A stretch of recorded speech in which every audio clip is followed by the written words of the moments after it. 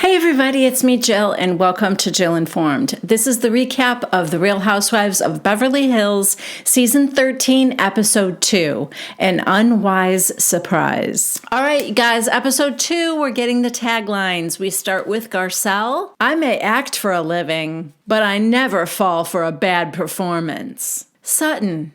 Who needs a knight in shining armor when you've got your own horse? Is this her storyline? This year that she bought a horse? Because, I love my girl Sutton, but you gotta bring something better than that. Erica, the best part of losing everything is getting it all back.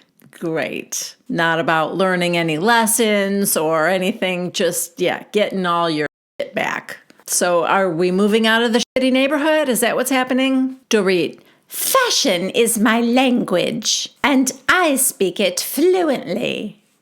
Yes, you do. Crystal, they say wisdom comes with age, but I'm proving otherwise. Huh? Was she getting dumber as she gets older? Is that what she's saying? And finally, Kyle. It's hard to outrun rumors. Luckily, I'm in better shape than ever. I thought we were getting a new lady.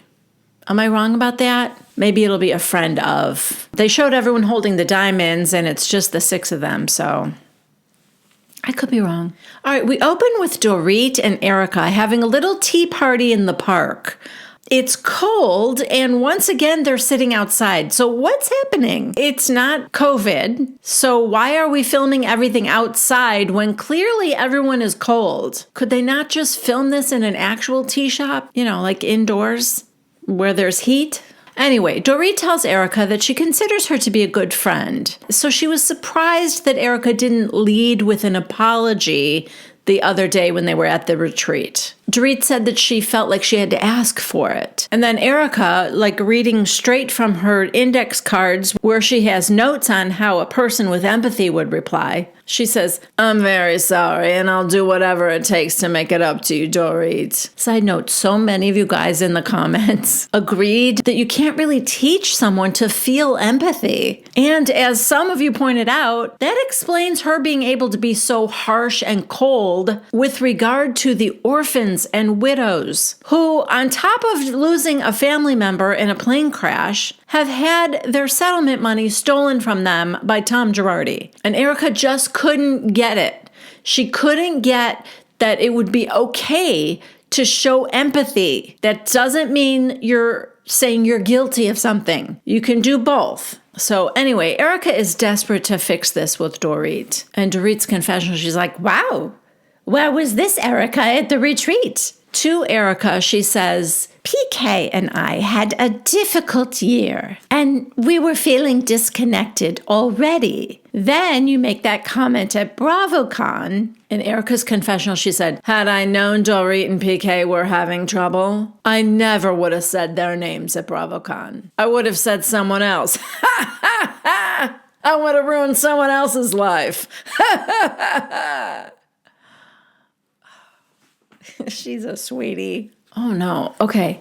Dorit tells us now that last year, just before Christmas, she went to the bank and withdrew $10,000 for Christmas presents. Then she went shopping, and when she got up to the register, she noticed that her handbag was not in the shopping cart. Called the police, they came, they checked the surveillance cameras, and discovered that 3 men had been following Dorit and took her purse. Now, of course, that triggered her PTSD from the home invasion 14 months earlier. And I understand that, but I have only one question. Cash? Why cash? Where are you shopping that you can't use a credit card? Flea markets? Were you buying crack cocaine for your Christmas gifts this year? I don't understand the $10,000 in cash.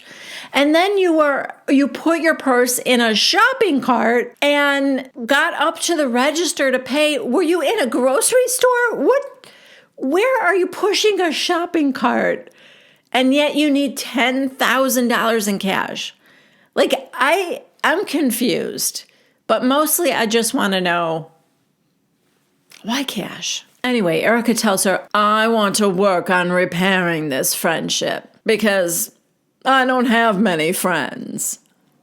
Okay. Gee, thanks. I appreciate the honesty, but it is a little harsh to tell someone the reason you want to be friends with them is because your numbers are low.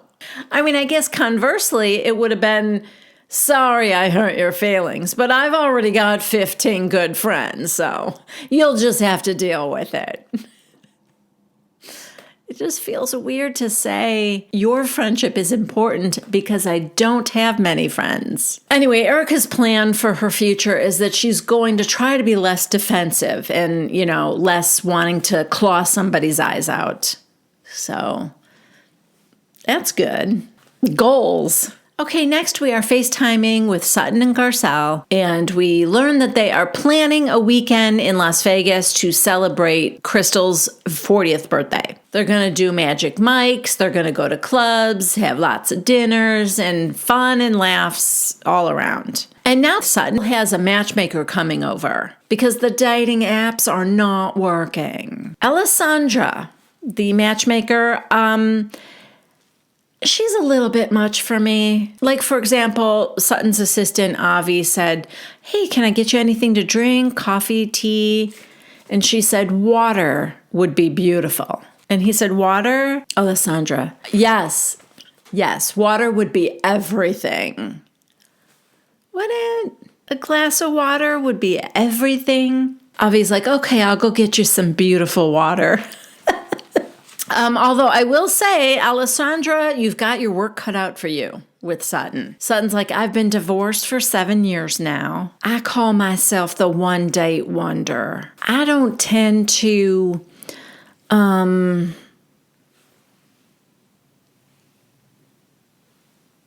there's like this extremely long pause.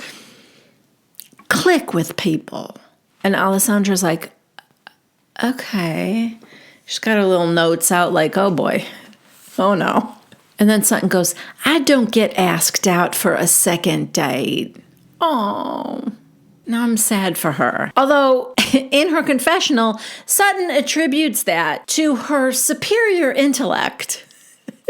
The fact that she doesn't wear revealing clothing and she gets weird when she's nervous. Which of the three, it's probably mostly that. We see like a picture of her in her famous kitty sweater that she wore on a first date last year. And on that same date, she started talking about her neuropathy, which is like then she's leaning down and just constantly scratching her leg. Oh, Sutton. If Alessandra had seen that date from last season, she might not have taken the job. Just saying. Oh, wow. Okay. Alessandra is... I'm a big believer in letting the man lead. And Sutton is basically like, fuck that. Let a man lead? No, not happening. And Alessandra's like, oh, okay. Well, we're going to have to find you a very strong man then. And Sutton's like, yeah, very strong. Or just a very laid back man who doesn't care that Sutton wants to take the lead.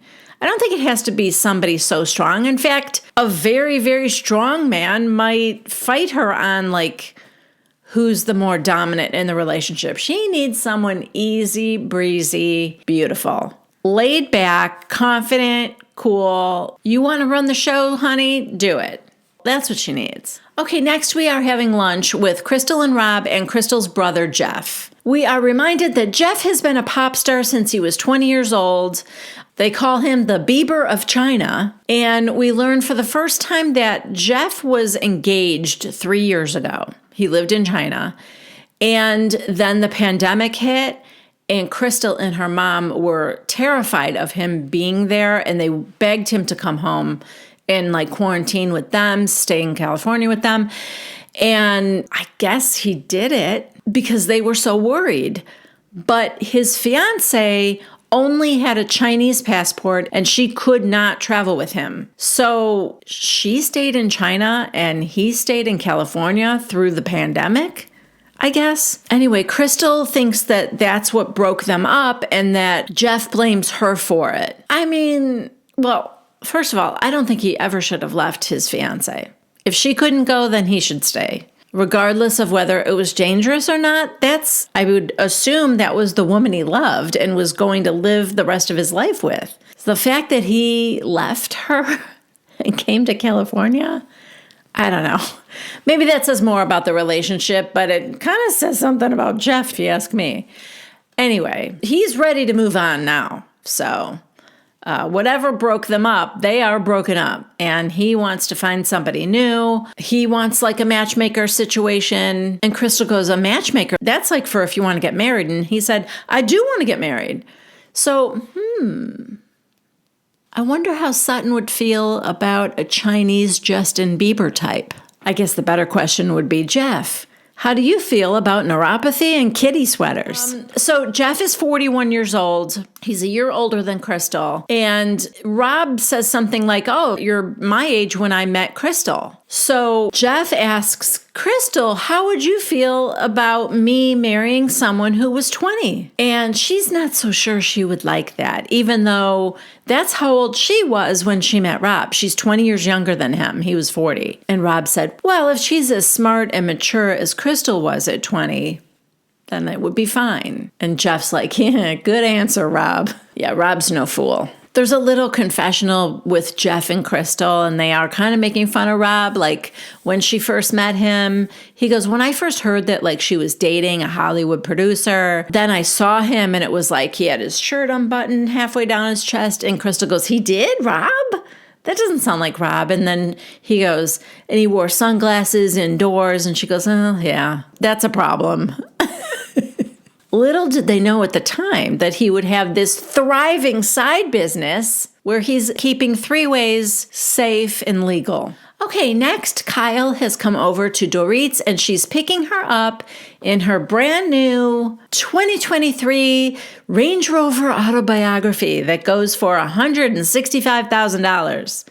Jesus. People just don't know what to do with their money. Anyway, Kyle tells us that Dorit thinks that they're just going out to lunch, but they're not. Then we get a flashback to PK telling Kyle that he wants to surprise Dorit for their anniversary. Kyle is to pick her up at the house, bring her to the Beverly Wilshire Hotel for lunch, where he is going to recreate the movie Pretty Woman. So, unbeknownst to Dorit, she is going to be playing a prostitute for her anniversary.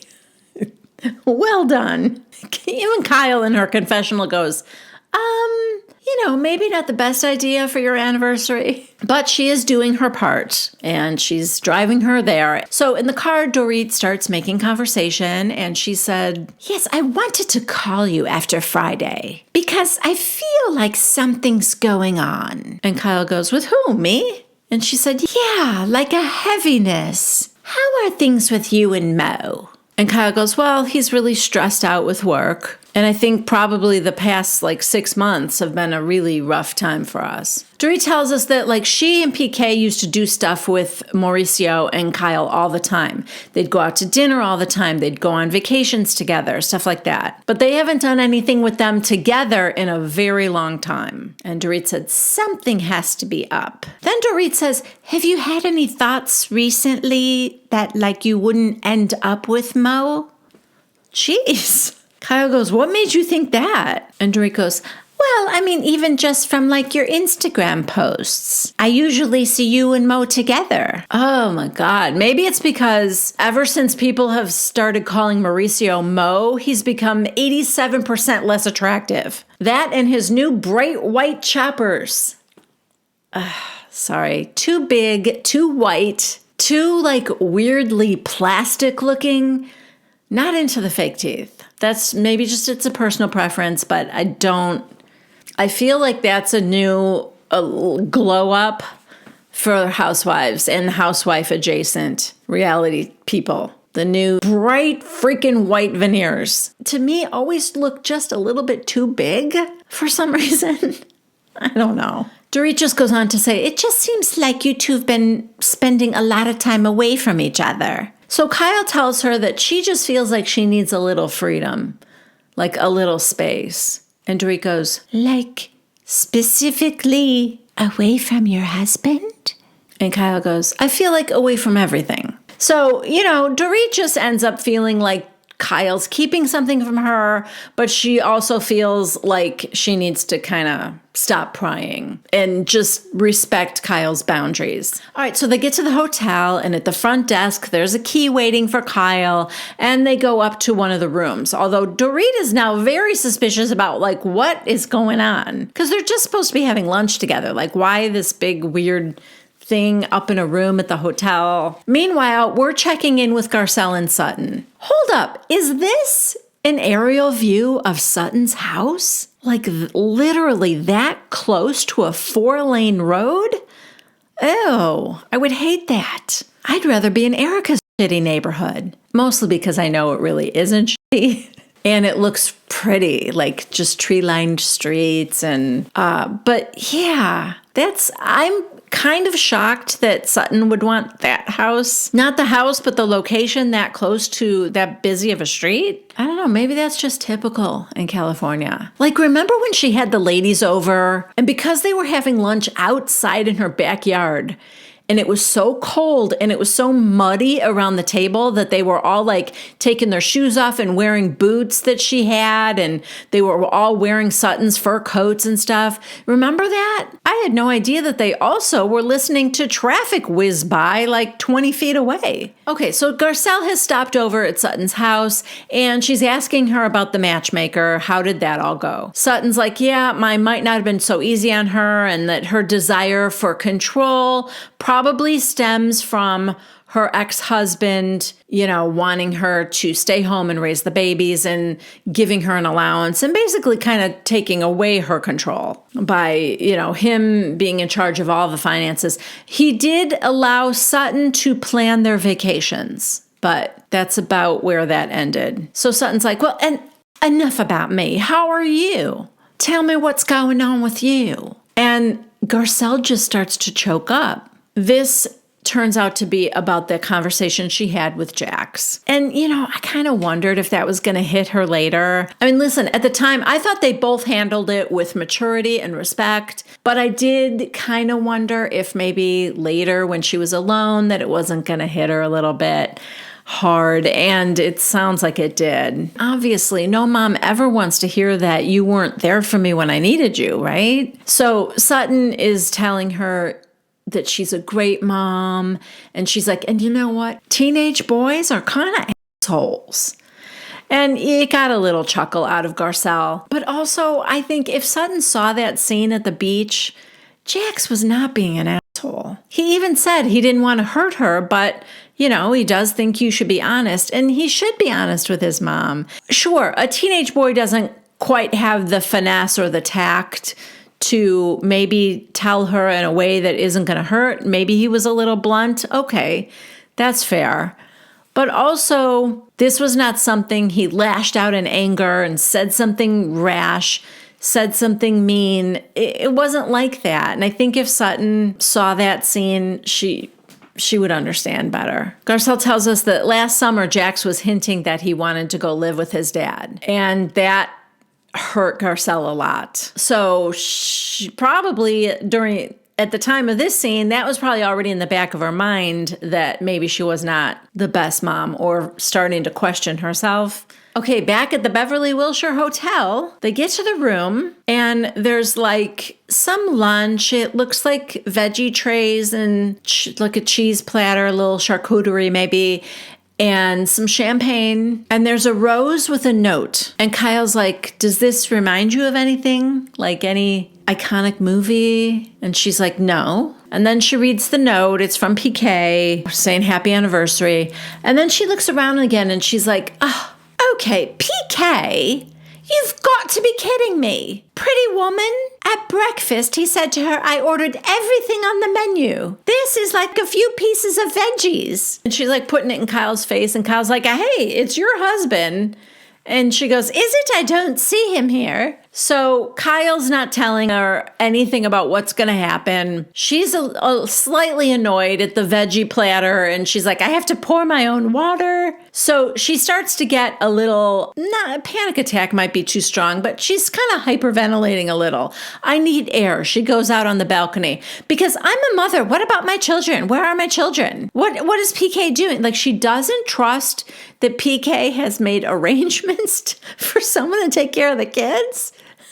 God, that's pretty bad. What's weird to me is that Kyle is still there. I would have figured that Kyle would have exited by now. PK would be there with, expensive jewelry for her or something. But no, Kyle's just popping grapes in her mouth, laughing and chewing away. So while Dorit is getting some fresh air, Kyle calls PK. She's panicking. She's worried about the kids, and PK goes, just tell her it's a lovely surprise and the whole family is in on it. So what happens is either Dorit called them or they called her, but she's got Phoenix and Jagger on the phone. You can hear Phoenix, Mama, we're involved. We know everything. You need to stop stressing. Oh.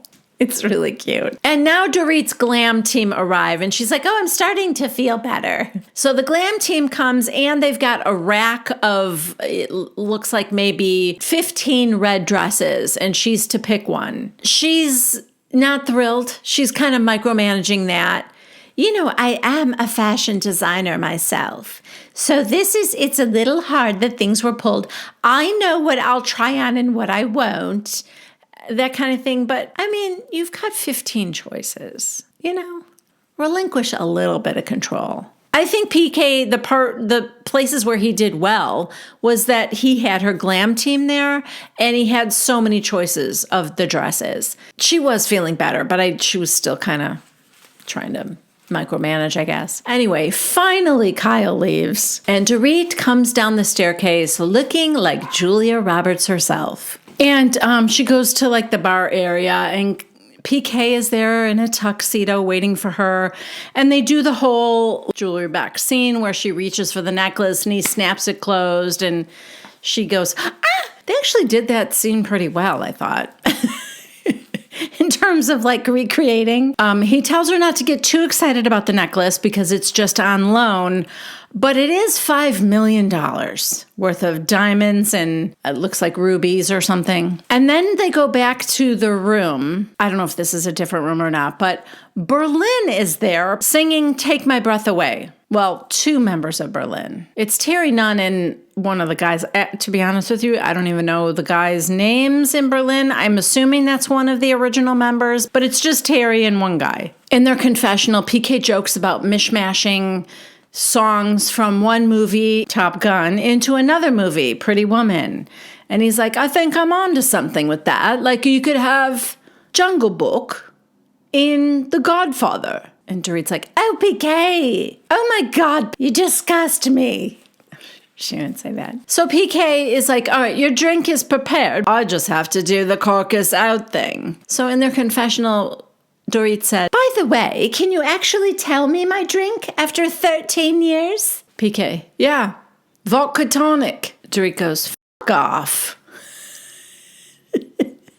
Apparently it's vodka soda. So over caviar, they talk about surprises and PK said he doesn't think he's going to surprise her anymore. She's not really into them so much with the PTSD, and she's not quite back to normal. And he said, I just struggle with the PTSD. I struggle to understand it. In her confessional, Dorit said that she just needs PK to step up right now and help with the day-to-day, help with the kids, take care of things. Just tell her, don't worry, I've got it taken care of. But that's not PK, she said. But the evening ends fine. PK says that things can always get better, and she agrees.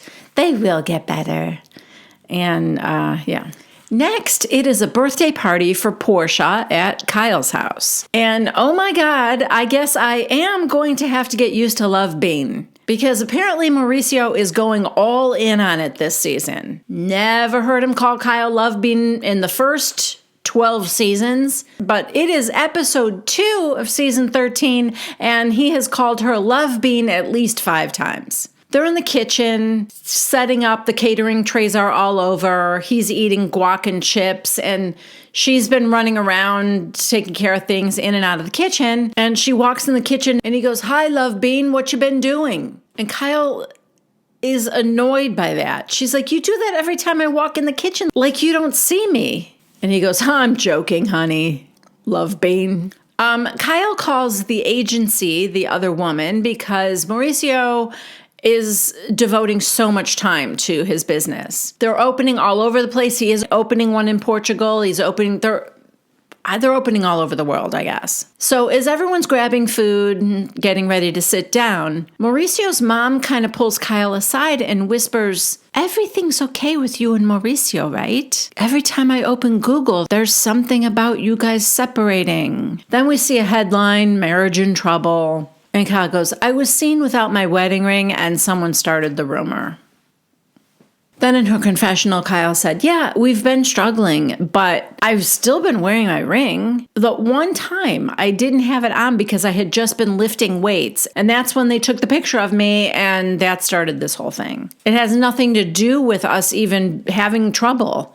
It was just because I was working out." Mauricio tries to hug her. She's not having it. She is not feeling him, you guys. She's like, "I'm so stressed out right now." And they just kind of awkwardly laugh it off. And then Mauricio said, "Yeah, we got to clean up all that mail. It's embarrassing." And Kyle goes, "I just told you I was stressed out. And you think now is the time to tell me?" And she's laughing that I need to clean up the mail.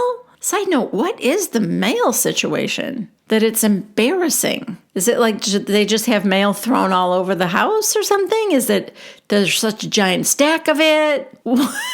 I'm dying to see the mail.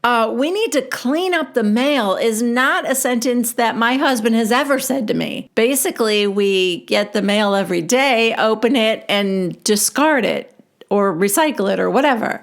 I don't know. Maybe because they're so busy. It's been really piling up. Anyway, they are both just being extremely passive-aggressive in the way they're laughing right now. Like they know something's wrong and they're just, yeah. It's like they're having such a good time. It's weird. And I know she's an actress, but he's not. And I just think this feels real. This feels real to me. A lot of people don't agree.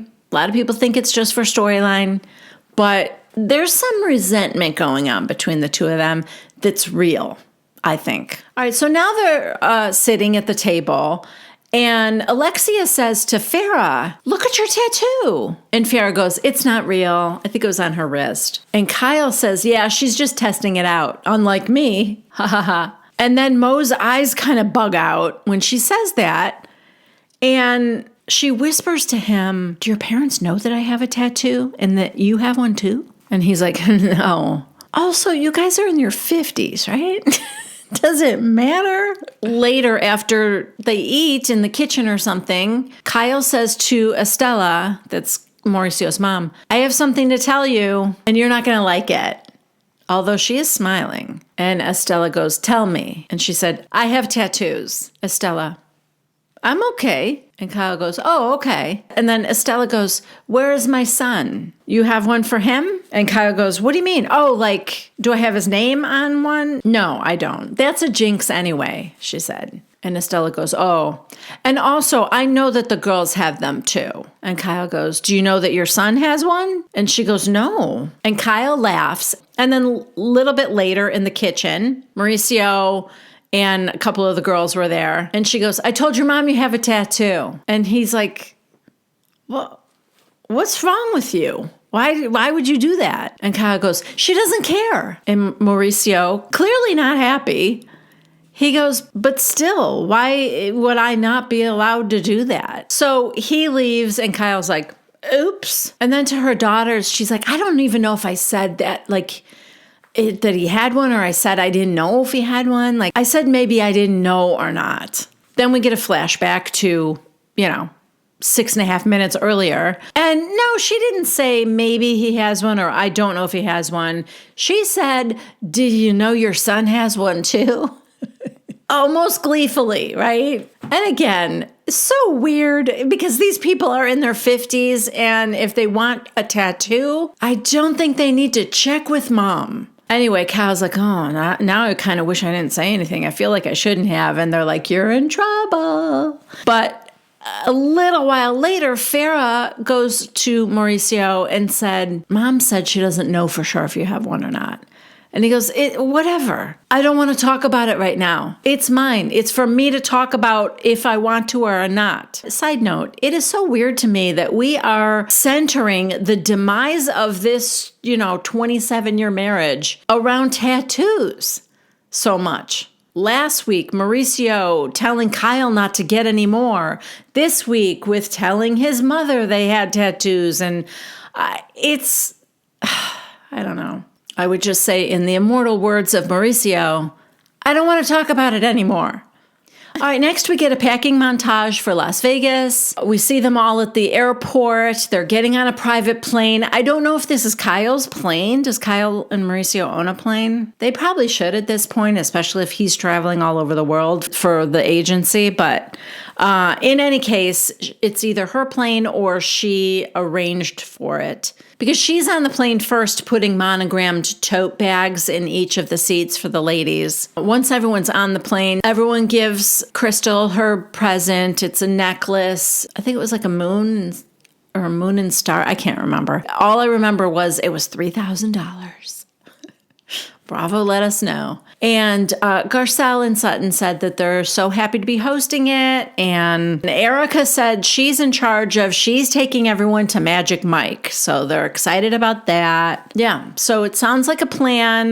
We learned that Erica has given up fighting for Lent. Dorit did not bring her glam squad. And Crystal did bring a glam squad. So my world is rocked. Up is down and left is right. I don't know what's happening anymore. And you guys, I know I say this all the time, but this room is insane. It's insane. There's a whole outdoor area that's private with a swimming pool in a hotel room. The room is 15,000 square feet. They call it a palace for a reason. And everyone's pillowcases are embroidered with their name on them. Crystal gets the main room to herself because she's the birthday girl. And then we have Garcelle and Sutton sharing a room. Kyle and Dorit are sharing. And Erica, does Erica have her own room? I didn't see Erica's pillow. Anyway, everything is fun and laughter and joking. Sutton's got a stack of ones for the strippers at Magic Mike's. And then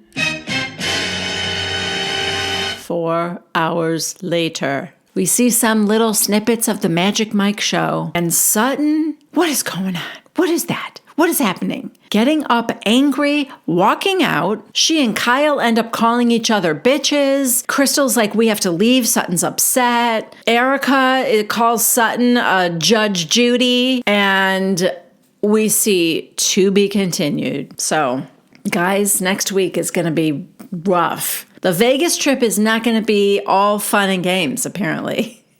But that's not till next week. Let me know what you thought of this week in the comment section below. I love hearing from you guys. If you liked this episode, please give it a thumbs up. If you haven't yet subscribed to my channel, please consider doing so. And if you click on the bell icon, you'll be notified every time I post something new here on my channel. If you're an Amazon shopper and you go through one of the links in the description box below this video, I will receive a small credit for any purchases that you make. That is it for me, and I will see you guys next week. Love you. Bye.